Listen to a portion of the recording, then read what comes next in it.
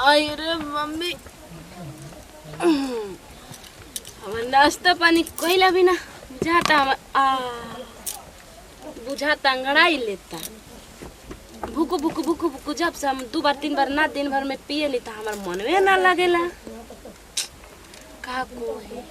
फिर मन का बते ए खुशबू।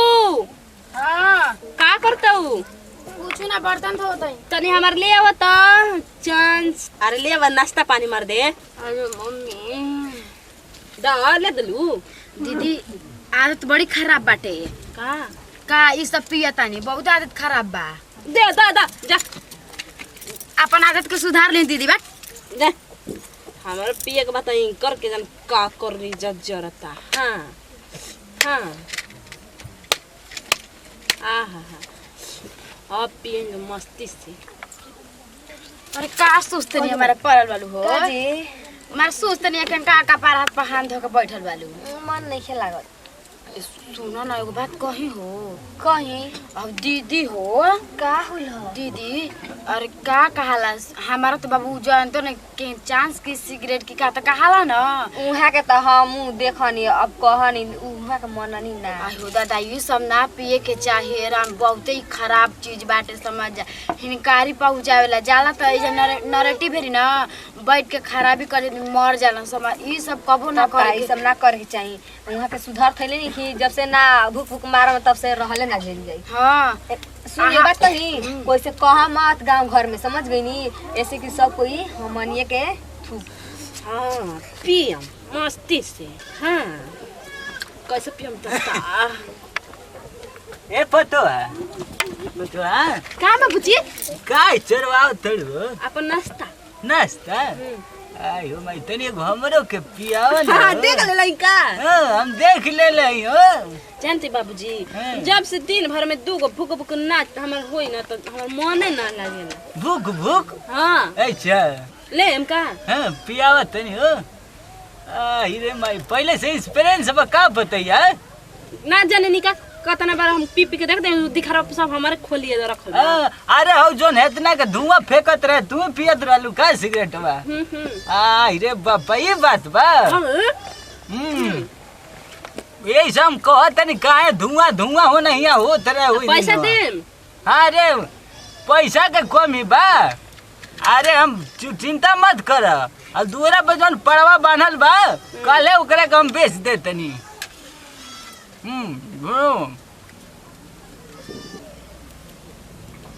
ए पतोहिया धराव रे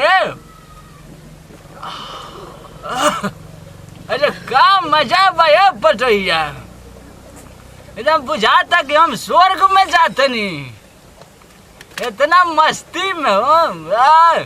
जवानी याद आ गई ले पतोहा एक हमारे समय रहे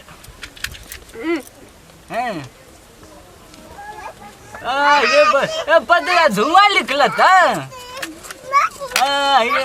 हम निकाली बाबूजी अब मस्ती लागता है। हाँ देखो भी जल्दी जल्दी भूख हम निकाल तनी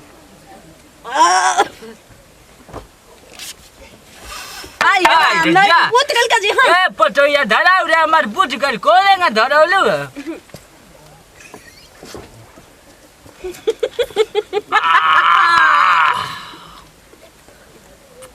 हो गई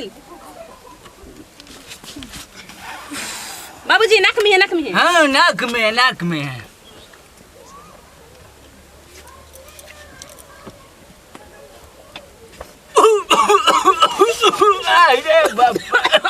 बाबूजी आंखें में धुआं निकलल देख हम दिखाओ हम देखो आई हमर बीरी हाँ दिखाओ बीरी आ जाए हाँ दिखाओ देखत रह हम निकालते हैं। हाँ दिखाओ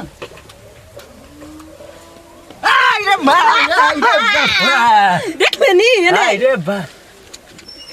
ए पर दवाई तो बहुत भोग भोग फेंका था जल्दी जल्दी आई रे माई फिर पी हैं अब हम पी हाँ, हैं, देखम। जा फिर बूत गई ये सारा भी बुता के बता रो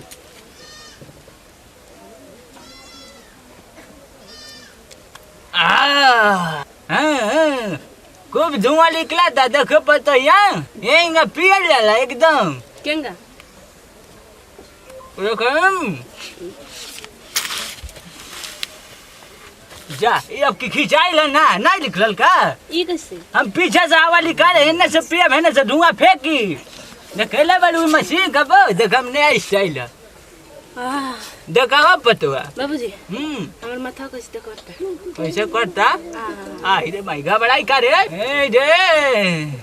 कैसे तो करता बाबूजी कैसन करता का भइल बे का हो गले पतैया के आई रे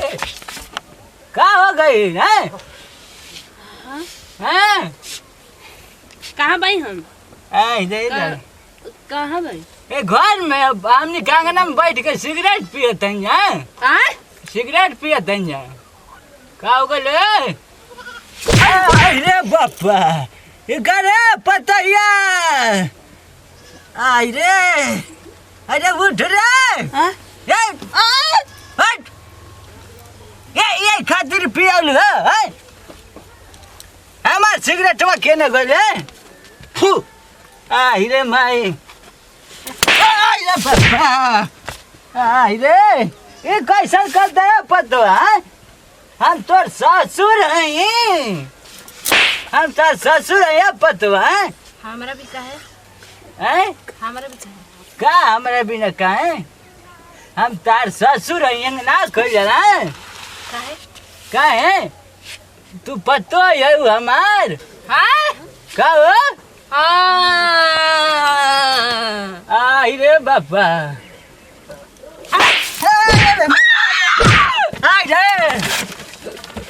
अरे तू हमार हीरा हो तू काली माता बरम बाबा शंकर माई मान जा देवी मान जा अरे बापा ए पतोई कहो अरे तू हमार देवी हो कलजुग के माई हो आई बानी हो हमार देवी देवता हो अरे बाबा बा अरे हाय हाय मारता वे पीछे किन्नर हमारे आगे हो गए अरे बाबा अरे मुर्गा मारा बन अरे अरे तू हमार देवी हो देवता हुए भैया मान जाओ मुर्गा बन बैठम अरे बाबा अरे मान जाओ आई रे दादा अरे नहीं हो बा अमर अरे हमार देवी देवता मान जा अरे तू हमार माता हो अरे काली माता ये गांव के बरहम बाबा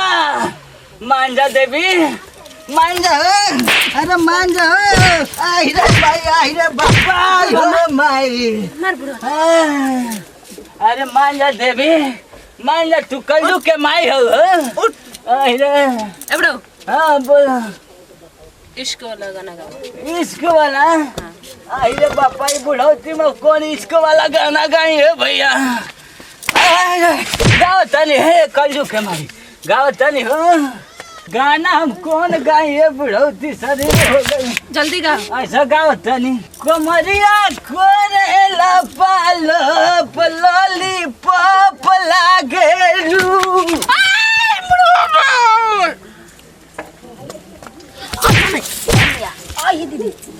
दीदी दीदी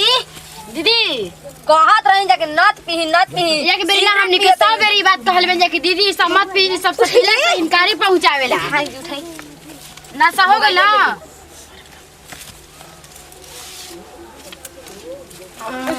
जी नमस्कार प्रणाम हम बहन खुशबू सिंह जी नमस्कार प्रणाम हम अंशु सिंह नमस्कार प्रणाम हमारी पुष्पा सिंह और देखनी जामनी के जौन अभी वीडियो बनैनी है जा ऐसे ना करे के चाहिए जैसे में हमनी के कहनी है जा मगर बहुत सारे लोग ऐसे करे ले हमनी के वीडियो बना के संदेश देनी है जा कि ना करे के चाहिए और अक्सर वो सब की जब आदत बात है छोटे छोटे घर में कर ली जाए ऐसे ना सास ससुर संगे ना चलिए एक साथ लेते हैं विदाई अगले वीडियो में फिर से मिल जाए यदि वीडियो अच्छा लगी तो दिल से लाइक करम शेयर करम कमेंट करम।